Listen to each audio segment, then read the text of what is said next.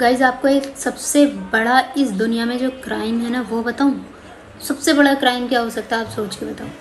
भाई शांत माहौल हो, कुछ भी वहाँ पर शोर ना हो रहा हो और बस वहाँ पर बैठकर तुम क्या कर दो, बस सब तुम्हारी तरफ ऐसे देखेंगे जैसे पता नहीं तुमने कौन सा कितना बड़ा क्राइम कर दिया।